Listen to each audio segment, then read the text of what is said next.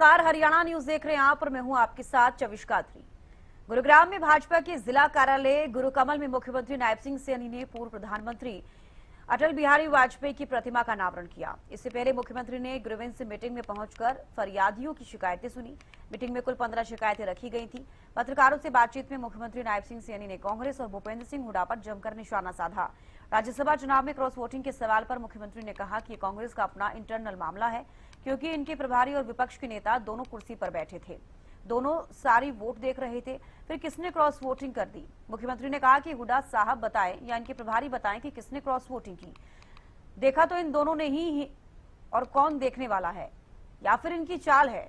कोई ना कोई ये दूसरे को बदनाम कर रहे हैं। इनका घर ठीक नहीं है। कांग्रेस पूरी तरह से खत्म हो चुकी है। कांग्रेस की नीति और नीयत दोनों खराब है।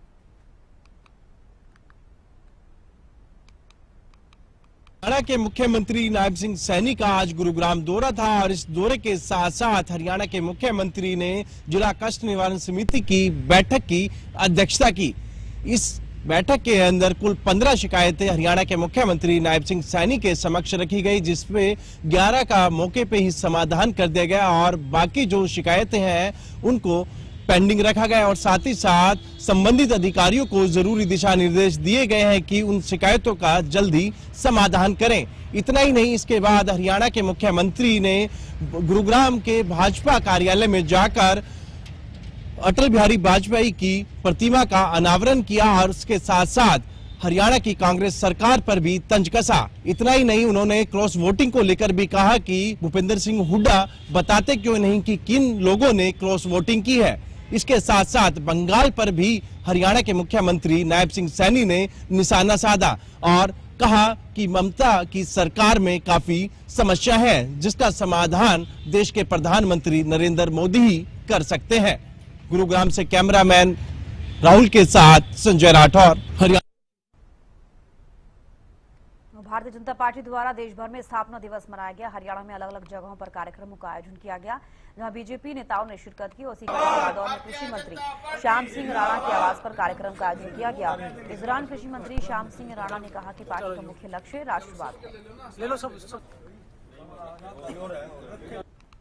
भारतीय जनता पार्टी द्वारा आज देश भर में जो है अपना स्थापना दिवस धूमधाम के साथ मनाया जा रहा है। इसी कड़ी में अगर बात करें रादौर की, तो रादौर में भी भाजपा कार्यकर्ताओं द्वारा कृषि मंत्री श्याम सिंह राणा के निवास पर जो है पार्टी का स्थापना दिवस धूमधाम के साथ मनाया गया। इस अवसर पर पार्टी कार्यकर्ताओं ने कृषि मंत्री के साथ जो है लड्डू बांटकर खुशी का इजहार किया। वहीं कृषि मंत्री श्याम सिंह राणा ने कहा कि पार्टी का मुख्य लक्ष्य राष्ट्रवाद है। इस मौके पर कृषि मंत्री श्याम सिंह राणा ने कहा कि पार्टी ने 47 साल में जो है जनहित के लिए कई कल्याणकारी योजनाएं चलाई, जिनका लाभ आज काफी लोग उठा रहे हैं। वहीं उन्होंने ये भी कहा कि 2047 तक प्रधानमंत्री के नेतृत्व में जो है देश को विकसित बनाने का लक्ष्य रखा गया है और उसी की दिशा में जो है पार्टी लगातार काम कर रही है। रादौर से कुलदीप सैनी। हरियाणा के मुख्यमंत्री नायब सिंह सैनी को एक बार फिर धमकी मिली है। सोमवार सुबह चंडीगढ़ के कई स्कूलों को भेजे गए ईमेल में बम और ग्रेनेड हमलों की चेतावनी दी गई। मेल में लिखा गया है कि चंडीगढ़ और पंजाब के स्कूलों को निशाना बनाया जाएगा। इससे पहले 1 अप्रैल को चंडीगढ़ में बीजेपी मुख्यालय पर ग्रेनेड हमला हो चुका है। धमकी के बाद स्कूल प्रबंधन और प्रशासन तुरंत सतर्क हो गए। सूचना मिलते ही पुलिस, बम स्क्वाड और डॉग स्क्वाड की टीमें मौके पर पहुंची और स्कूल परिसरों की गहन जांच शुरू की गई।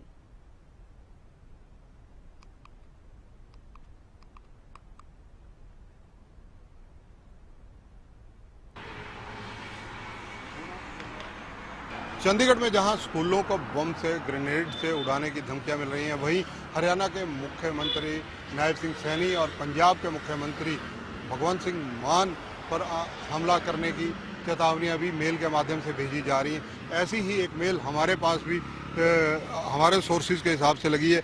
ये मेल मैं दिखानी चाहूँगा। मैं कैमरामैन से जसविंदर से कहूँगा कि दिखाने की कोशिश करें। बॉम्ब ब्लास्ट चंडीगढ़ स्कूल्स, इसमें बहुत क्लियर कट अगर हम देखें तो लास्ट की लाइनों में लिखा हुआ है कि सीएम सैनी और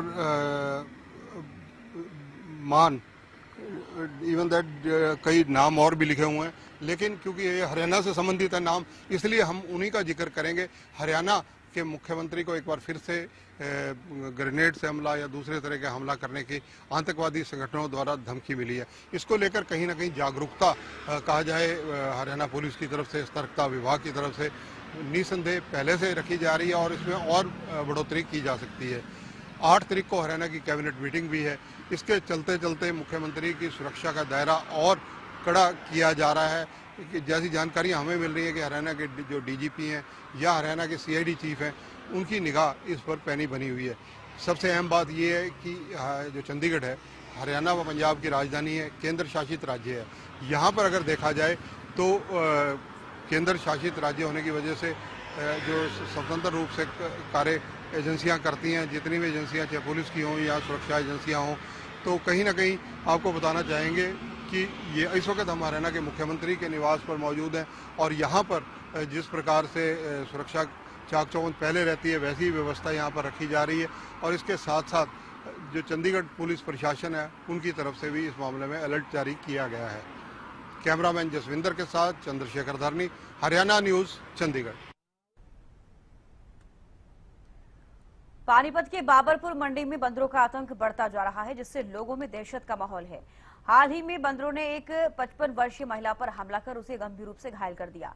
बताया जा रहा है कि बंदर महिला के कंधे पर चढ़ गए और चेहरे व कमर पर कई बार काटा। लगातार हो रहे हमलों के कारण लोग लाठी डंडे लेकर घरों से निकलने को मजबूर हैं। स्थानीय निवासियों का कहना है कि अब वे अपने घरों और गलियों में भी सुरक्षित महसूस नहीं कर पा रहे हैं। लोगों ने प्रशासन से बंदरों को पकड़कर जंगल में छोड़ने की मांग की है। तरह से बहुत परेशान है। हम यहाँ पे ड्यूटी करते हैं, हम बाहर नहीं जा सकते, घर में भी हम अपने बच्चों को बाहर नहीं निकाल सकते और कपड़े सुखाते हैं, कपड़े भी फाड़ देते हैं। हमारा खाना वगैरह सब घर में भी, किचन हम खुला नहीं छोड़ सकते, घर नहीं खुला छोड़ सकते। बंदर इतने परेशान कर रहे हैं। कम से कम यहाँ 100-150 बंदर हैं और छोटे बंदर हैं जो वो अलग से हैं। हम बहुत परेशान हैं, गली में बच्चे हमारे खेल नहीं पाते। हम ये चाहते हैं यहाँ से बंदरों को निकाल दिया जाए। बंदर चिपट जाता है, गिर गई, घुटना टूट गया, हमारा दर्द रहता है। यहाँ तो इसका बंदर के यहाँ से दफा करो, ले जाओ। यहाँ तो करीब 500-16 है बंदर। जब देखोगे तब देखने में भयंकर लगता है। कोई तो खाऊ खाऊ करके चिपट जाता है एकदम से। कितने लोगों को काट लिया? काट लिया 5-6 जने के। पानीपत में बंदरों का आतंक देखा जा रहा है। वहीं आपको जानकारी दे दें, बाबरपुर मंडी हो, संभाल का हो, यहाँ पर जो है बहुत से ऐसे केस आ रहे हैं जहाँ पर जो है बंदर हमला कर रहे हैं और आम लोगों को क्षति पहुंचा रहे हैं। इसी को लेकर लोगों ने अपील की है नगर निगम और प्रशासन से कि इन बंदरों का इंतजाम करवाया जाए और इनको कहीं मुकम्मल जगह छोड़ा जाए ताकि इन बंदरों के आतंक से बचा जा सके। जितेंद्र शर्मा, हरियाणा न्यूज, पानीपत। पानीपत के मॉडल टाउन थाना क्षेत्र में 11 साल की एक बच्ची ने पड़ोस में रहने वाले किशोर पर गंभीर आरोप लगाए हैं। परिजनों की शिकायत पर पुलिस ने तुरंत कार्रवाई करते हुए आरोपी के खिलाफ केस दर्ज कर लिया है। पुलिस ने मामले की गंभीरता को देखते हुए भारतीय न्याय संहिता की संबंधित धाराओं और पोक्सो एक्ट के तहत मुकदमा दर्ज किया है। फिलहाल पुलिस पूरी मामले की जांच में जुटी है। आरोपी से पूछताछ की जा रही है। प्रशासन का कहना है कि मामले में सख्त कार्रवाई की जाएगी और पीड़िता को न्याय दिलाया जाएगा।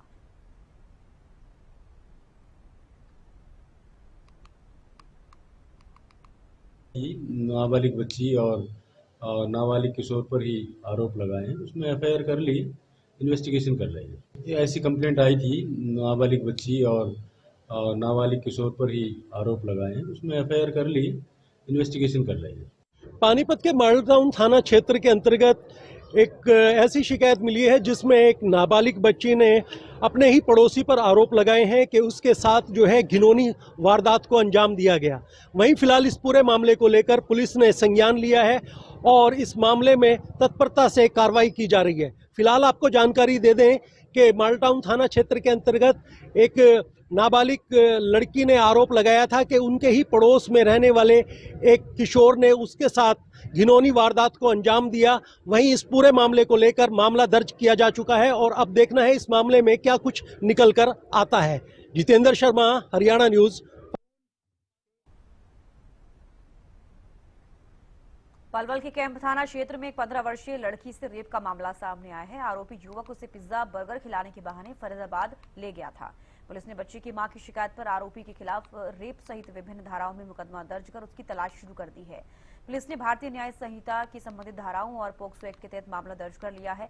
इंस्पेक्टर सुशीला को जांच अधिकारी नियुक्त किया गया है। पीड़िता का मेडिकल परीक्षण जिला अस्पताल में कराया गया, जिसमें रेप की पुष्टि हुई है। पुलिस का कहना है कि आरोपी की तलाश जारी है, उसे जल्द ही गिरफ्तार कर लिया जाएगा।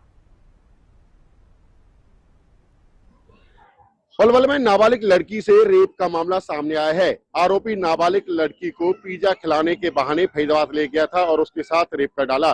रेप के बाद आरोपी नाबालिग लड़की को बल्लभगढ़ बस स्टैंड पर छोड़कर मौके से फरार हो गया। पीड़िता की शिकायत के बाद कैंप थाना पुलिस ने मुकदमा दर्ज कर आरोपी की तलाश शुरू कर ली है।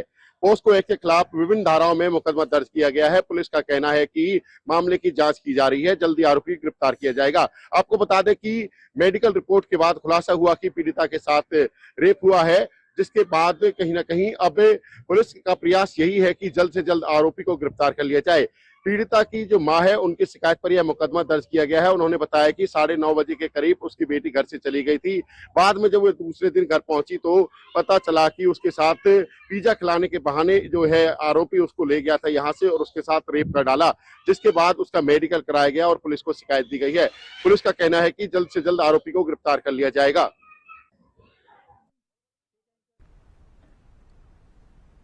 फरीदाबाद की मोहना मंडी में गेहूं की खरीद शुरू हो गई है। मंडी में पहले ही दिन 1 लाख क्विंटल से ज्यादा गेहूं पहुंच चुका है।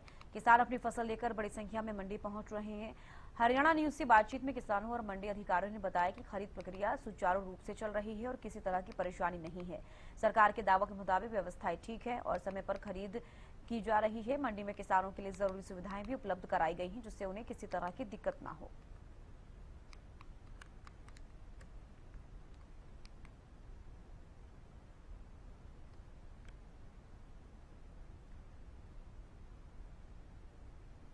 मोहना मंडी में गेहूं खरीद आज से शुरू। मैं फरीदाबाद की मोहना मंडी में और यहाँ पर आज से गेहूं की खरीद जो है शुरू हुई है। हालांकि 1 तारीख से खरीद शुरू होनी थी, लेकिन अनाज जो है वो भीगा हुआ आ रहा था, इसलिए जो है खरीद शुरू नहीं हो पाई थी और आज ये खरीद यहाँ पर शुरू कर दी गई है। आप देख सकते हैं कि लगातार जो है किसान यहाँ पहुंच रहे हैं ट्रैक्टरों से। एक किसान भी है हमारे साथ। क्या नाम भैया आपका? मेरा नाम भगत सिंह देशपाल। भगत सिंह, कहाँ से आए हो? गांव घोड़ी से। घोड़ी से आए हो। क्या कोई परेशानी हो रही है किसानों को? परेशानी है जी, क्या? यहाँ जाम लग रहा गेट पे जी। अच्छा। और वैसे भी नाज में भी परेशानी लेने में। क्या परेशानी? सरकार खड़ी नहीं हुई थी, इसलिए परेशानी थी और नई नाज तोल रहा है टाइम से। आज शुरू हो गई खरीद? हाँ जी, आज शुरू हो गई। आज शुरू हुई है, ये बता रहे हैं। तो अब भी कोई दिक्कत है क्या? अब देखें जी, लाए हैं, पता पड़ेगी। अंदर आ गए हो ना आप? तो हाँ जी। आप बाहर लाइन लगी हुई है? हाँ जी। तो देख सकते हैं कि बाहर अभी भी लाइन लगी, क्योंकि कई दिन से खरीद शुरू नहीं हुई थी। आज खरीद शुरू हुई है। आप भी किसान हैं? हाँ ना जी, किसान का छोटे से खेती करें, कोई छोटी मोटी। किस तरीके की दिक्कतें आ रही है? दिक्कत अभी फिलहाल तो जो है ना जी, जाम एकदम, जब किसान भाग रहा है तो जाम तो लगना ही लगना है जी। वैसे कोई दिक्कत नहीं है, खरीद बढ़िया हो रही है, बढ़िया काम चल रहा है, कोई दिक्कत नहीं आ रही। बढ़िया काम चल रहा है। वैसे क्या कहेंगे? ठीक चल रहा है जी काम। ठीक है। ओके। बाहर जाम सा लग रहा है वैसे। जाम है तो एक समय काम, बरसात की वजह से ये सारा सिस्टम खराब है जी। खरीद में कोई दिक्कत नहीं है? अंदर खरीद में कोई दिक्कत नहीं आ रही जी, बिल्कुल बढ़िया एकदम। अब जैसे जो सरकार ने नियम अपने लागू कर दिया, वो तो उसी के हिसाब से कर दिया जनाब। खरीद बाकी कोई दिक्कत ना कोई दिक्कत नहीं। अब ये क्या बताओ, जब एकदम बारिश होगी, अब किसान दे के भागेगा क्या? कोई पेट में तो बन नहीं सकता जी। उस हिसाब से आदमी काम करेगा। ये वैसे कोई दिक्कत नहीं जनाब। ताला वाला भी तो लगा? ताला वाला लगा दिया। जो माउचर इसमें जो गीला माल था उसके कारण इसमें वो लगा दिया। जो किसान अब ये आड़े थी बेचारे, अपनी जेब से तो देगा नहीं, जो माल घटेगा। इसके कारण अब किसान को हम कुछ भी कहते रहे, वैसे कोई दिक्कत नहीं है। कोई दिक्कत नहीं। मार्केट कमेटी के अधिकारी भी हैं और आज से खरीद शुरू हुई। सर, किस तरीके से देखते हैं? जी, आज से हमारी खरीद शुरू हो गई है और आड़ती एसोसिएशन ने पहले ही अपना फैसला प्रशासन को दे दिया था कि जी हम 5 तारीख के बाद खरीद करेंगे, क्योंकि मॉइस्चर ज्यादा आ रहा है अभी तक। और आज से खरीद हो चुकी है जी, टाइम पे शुरू।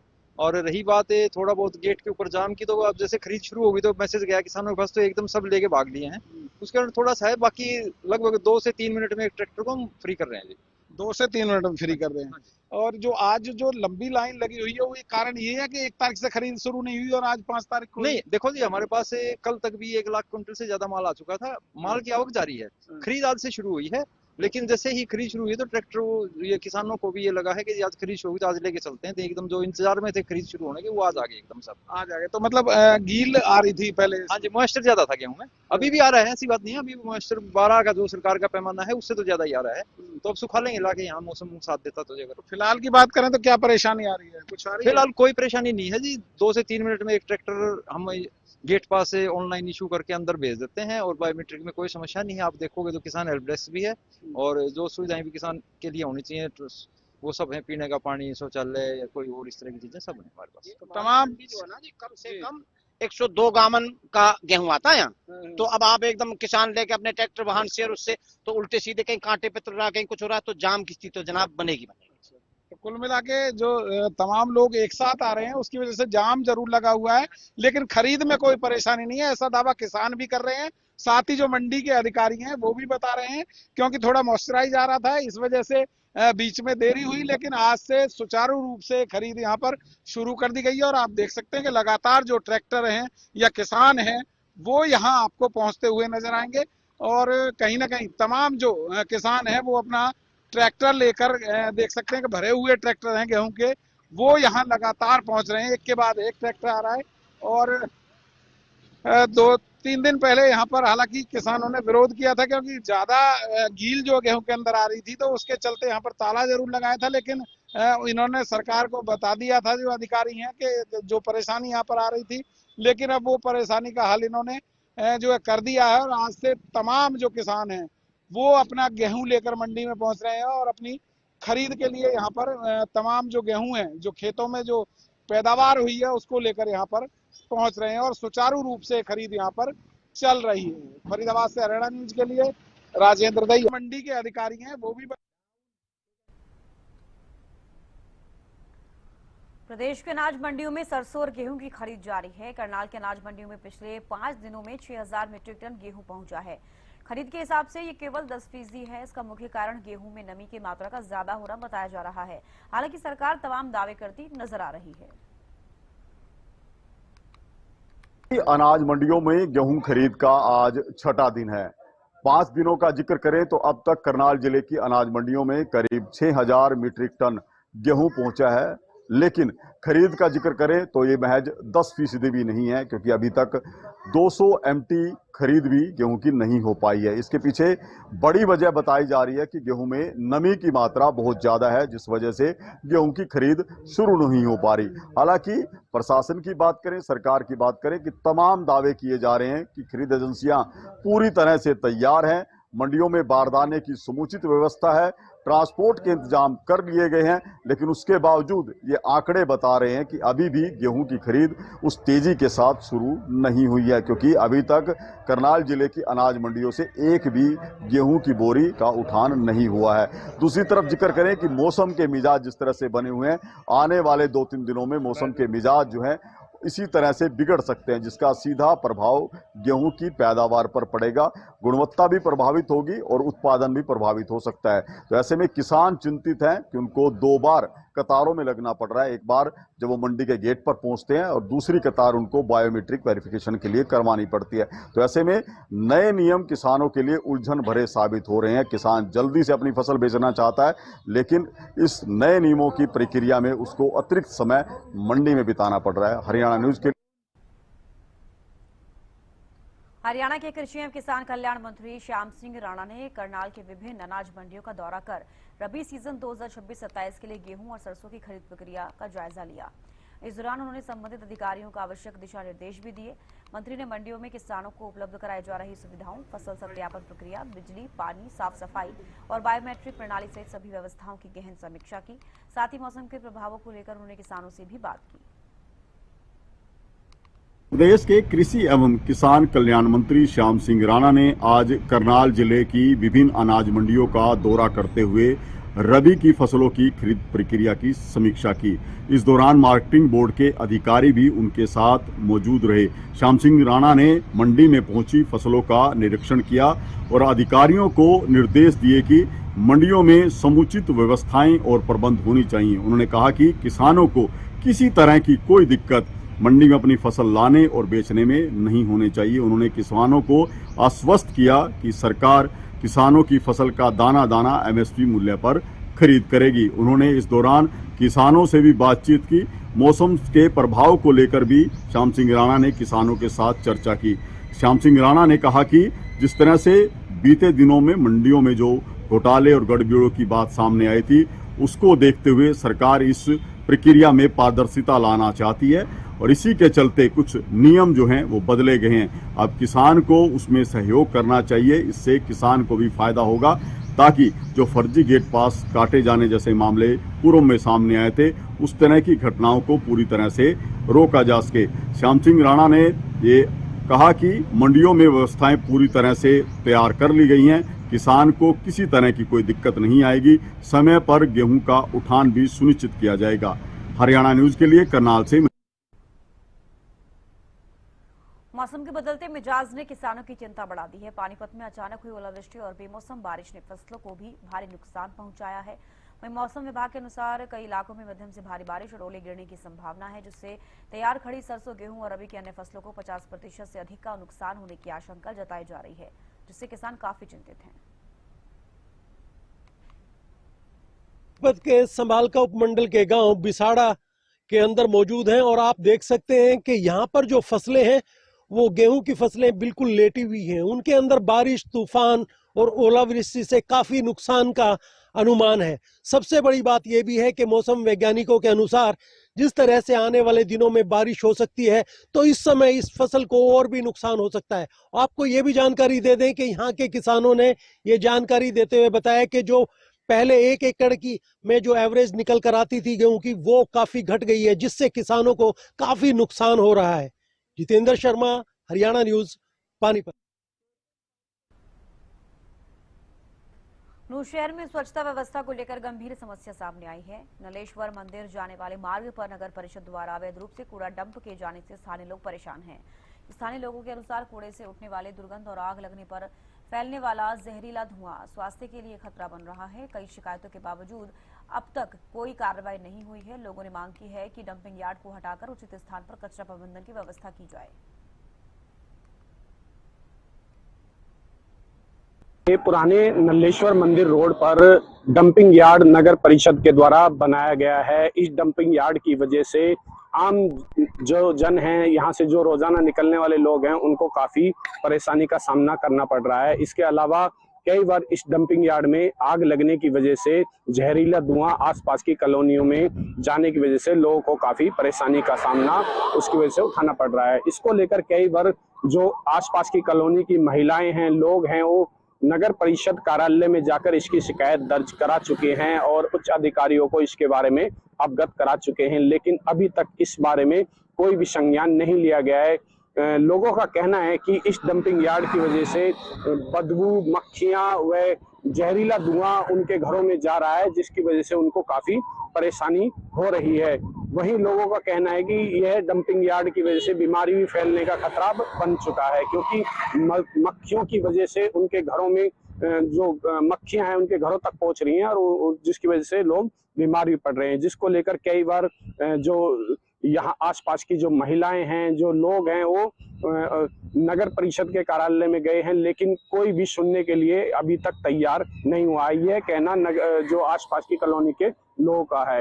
आपको बता दें कि यह डंपिंग यार्ड है जो जैन मंदिर की यह जमीन है। इस पर नगर परिषद के द्वारा अवैध रूप से कूड़ा डाला जा रहा है, जिसके द्वारा यह डंपिंग यार्ड यहाँ पर बन गया है। वहीं नगर परिषद के पास अभी तक कोई भी डंपिंग यार्ड के लिए जगह नहीं है, कूड़ा डालने के लिए जगह नहीं है।